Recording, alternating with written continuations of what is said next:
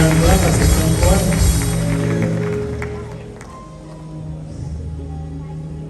ariko umugisha wo gushingira turawugira Have a blessing mwiza cyane of marriage. reka twibwire hanyuma tubwire na gahunda z'ubukwe bwabo uko zimeze. Imana ishimwe. Praise God. Amazina ni Mukuru Prince. My name is Muhammad Prince. Fiancé wanjye ni Deborah Uwineza. Deborah Winez is my fiancé.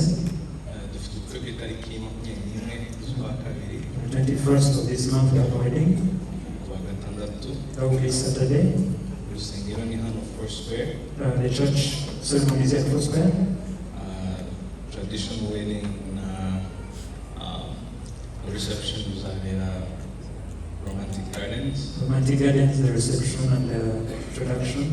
Mwese muratumiwe murakoze cyane. You are all invited. Thank you very much. baradutumiye They invited us. tuzabashyigikire. Let's support them.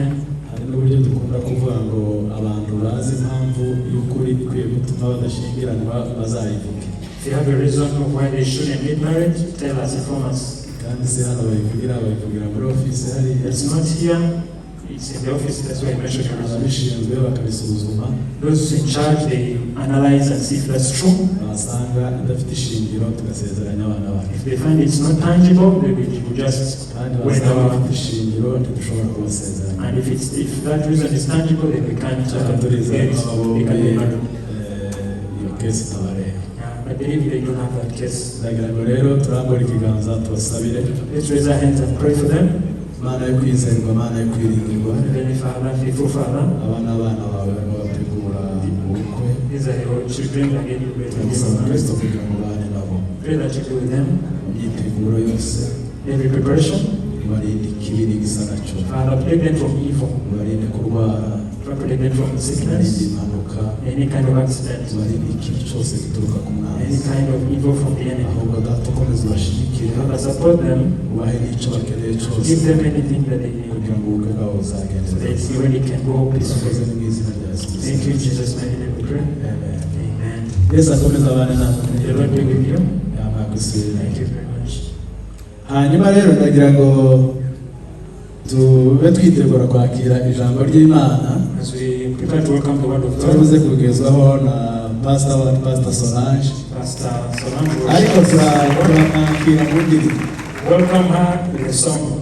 nashatse kwihutisha utundi tugahunda ntangira ngo tuze kumwiyegereza mu ndirimbo. I want to welcome her with a none song. abaririmbyi mutambuke vuba vuba, City Light Worshipers hamwe n'abaririmbyi bake bo muri Joyous mutambuke. City Light Worshipers and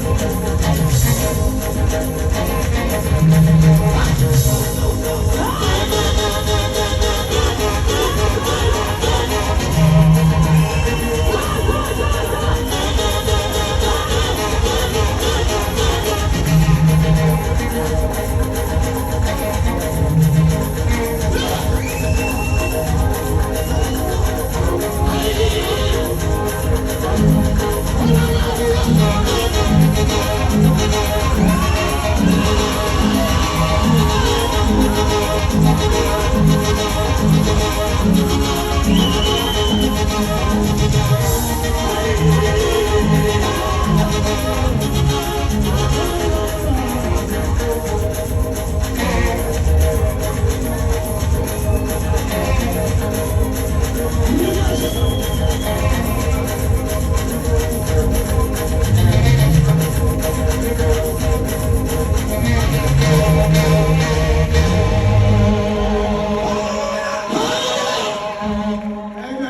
Amen.